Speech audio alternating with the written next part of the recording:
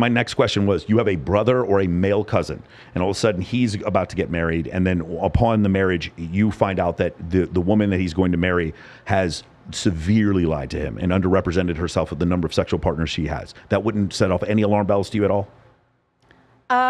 If we're just talking about how many dudes she's been with, no, it really wouldn't. And I'll tell you why. Like, to me, that doesn't, I don't really think that that's. No, she told him 5, it turns out to be 100, and she lied about it. You don't think that's a problem? I think I could see where that would be a little like, I would want to know more about it, and I would want to know what I would measure it based on my interaction going forward. What is she so lacking that she needed that much attention? It's not necessarily. This is where you guys get it wrong. It's not necessarily her needing attention. Like, there's other things at play.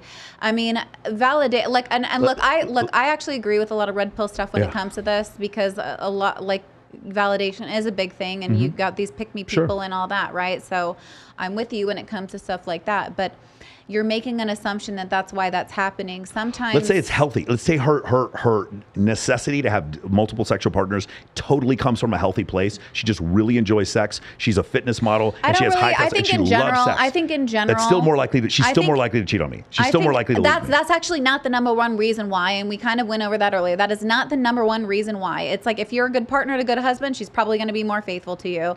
And could it influence fidelity? Yes, it could influence. Don't want to knock that, Kay, but it's not the number one thing. No, what you're talking about are reasons in the marriage, and what I'm saying is a correlation to the marriage. They sound like the same thing to me. No, a reason in the marriage is happening in present tense. A correlation to the marriage happened in the past tense. Okay, that's why I'm saying it's different. It is different. Okay. And the problem is, what you're saying again is like, you're saying it's the number one reason, but again, it is the number one reason. It's the number one reason they're reporting. And my point is, and we go back to the original thing before, I refuse to believe that women are sleeping with 20 dudes and reporting 30. I refuse to fucking believe that, and no one is going to disagree with me on that. I don't think Lana or I would disagree with you. So the point is when a woman says she's been with more than 20, and 17% of the time she's saying in marriage. Now we're like, we didn't disagree with you on that. What I was highlighting was your belief and how that influenced what you would believe about a woman. Your bias was that if she reports a high number, more believable because of a bias that you have. Sure. I don't know if it's a bias though. Like, it is a bias. Yeah, it is a bias, because you said, if she's this old and she's reporting higher numbers, I'm more likely to believe her. They can both be 25. If I have a girl who's 25, she says she's been with 5 dudes, she might be telling the truth, she might not be telling the truth. But if a girl tells me, if she's 25 years old, she's like, I've been with 65 dudes, I have a hard time not believing her. I have a hard time believing her. I have a hard time believing that she says she's been with 65 and she's actually been with 85. Yeah, no, I think we both agree with you on that. That wasn't our point. The point was the bias and the belief system that I was highlighting. Yeah, well, there are studies that show that men overrepresent how many sexual partners they have, and women underrepresent. So that wouldn't be a bias. There'd actually be statistical significance to that. What's going on?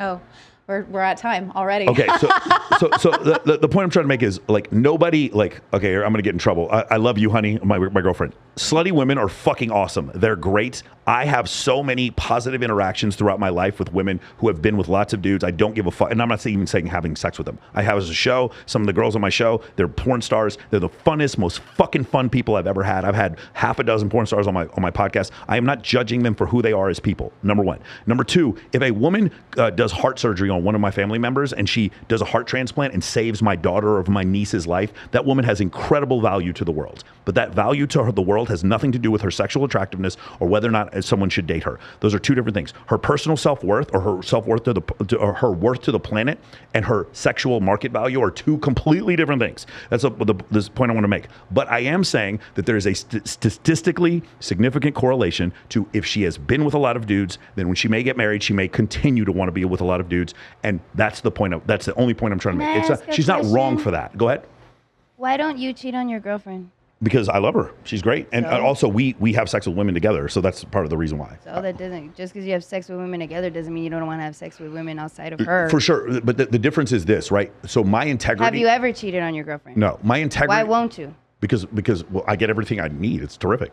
My relationship's awesome. I think, and this kind of attests to some of the stuff that I talk about on Pink Pill. Okay.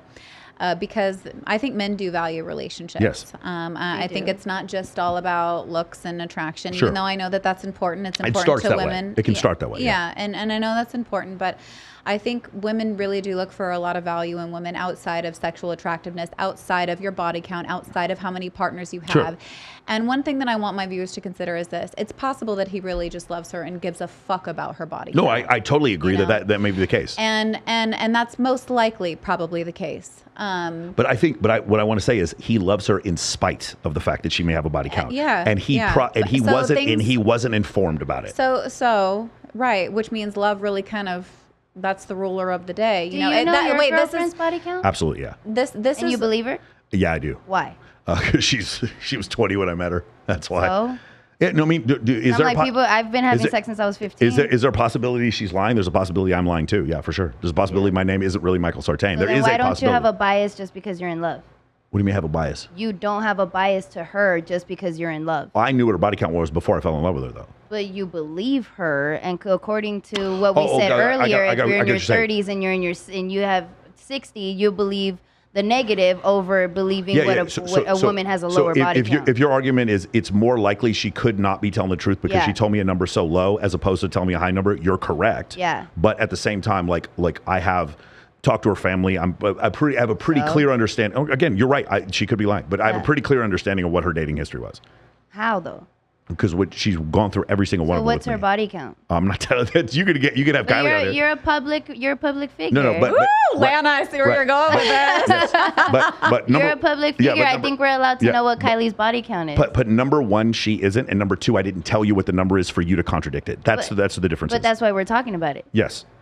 And if you want to go on there and pull up evidence of her having sex with I more don't give people, a fuck about your girlfriend like that. But the problem is, it was just an example. But my point is, the evidence doesn't exist because maybe because she did or she doesn't. But the thing with Nina Agdal is the evidence did exist and she acted like it didn't. That's the difference. That's where I don't really care. The body count actually isn't the issue. Someone is going to marry Nina Agdal. To me, she's extremely she's extremely mid to me. But like to other people, they really like that gaunt, sort of like masculine looking, like female model look, whatever she has. Right. Some people like that shit. Someone's going to marry her, even if it isn't Logan Paul. I don't think they're going to marry. If I was going to make a bet, but someone's going to end up marrying her. And when they do, if they're comfortable with what she had going on, that's totally fine. And if they're happy, that's totally fine. And maybe that's the equilibrium she needs. She needs someone who is totally accepting of the fact that she's been with multiple people. But in order for her to get that, she needs to be honest about it. So wait, is it a possibility for people to love a girl with a high body Of course, count? absolutely. I Then know. what the fuck is the point of your podcast? The point is because it's statistically unlikely, even though it's possible. Here's what I want to do, guys, because we are at time and I Yeah. want to be respectful of everybody's time here. Okay. What I want to say is this. I think if we were to do like a stat of that, statistically, it's going to say that men prefer women with a lower body count, right? That's what would be reported. Sure. However, to my point earlier, that's not necessarily how things play out. Yeah. And things Well, like totally agree with love, you. relationships, those things change the game. So ladies with high body counts, you can find love. It's out there for you. And when and a man's Michael said it. And Michael You said definitely- No. Now here's my point. You're gonna find love because most dudes don't fuck anyone. That's my point. It doesn't make a or care. You could be- like you that, could like be- or you could be- care about your body. My point is, you could be overweight and have a high body count, terrible fucking credit, and be a terrible person, and dudes will marry you. That's my Yes. point. That is my point. Yes. Well, Yeah. look, guys, like today was we definitely had some heated discussions That's what I today, figured, yeah. but I can't wait till my girlfriend to see this and be like, I agree with Jamie and Lana. Fuck you, Michael. But Michael, I always appreciate Of your time, and I appreciate you. You know, I know this might have felt like you were on the hot seat today I a don't little care. bit, but I very much have respect for you, and I appreciate you being here. And thank you also for weighing in, Lana. I appreciate you being And here. let's get you two on Access Vegas to go out. Fuck yeah, go I'm out down. Rolo. Let's go out always Rolo. down. Until next time, guys. Bleh, bleh, bleh. Can I say that? Can we cut that out? Yes. Actually, we might just put that in the bloopers. Hey, I don't listen. know. Until next time, if your girl is from the streets, she can still find love. Damn. All right, Just guys. not from you. Bye.